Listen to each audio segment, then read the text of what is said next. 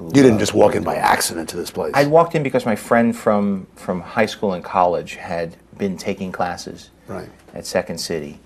And I just watched. I said, this is fantastic. This is improv. It's everything I like. You be funny, you're on stage, and you don't have to memorize any lines. And it's, well, that's good. It's not like musical theater. It felt very spontaneous. And then I saw the wall where all the people from Saturday Night Live that I looked up to that graduated from that place. Right.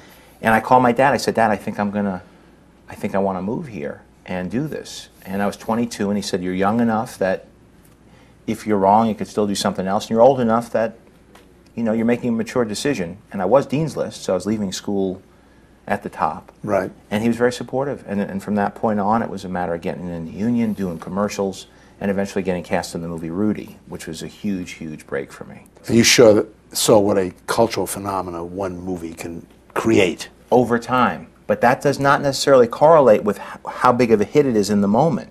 Right. How many movies do we celebrate in the moment as big hits? By all the metrics that we have of what it scores in the box office, how it tracks, how much money it makes, whose job it saves. But it's very different from the phenomenon of how things bear out in our culture and what kind of ripple we make. That is true, except if you're a studio executive like I was forever, and Monday morning comes, and if somebody said, it doesn't really matter. Tuesday, America's automakers in crisis. There's 1 million people counting on Chrysler being successful. Failure is not an option. Can Robert Nardelli steer Chrysler in the right direction? Plus, Iron Man director Jon Favreau and producer Stephen Bochco on the next Conversations with Michael Eisner, CNBC Tuesday.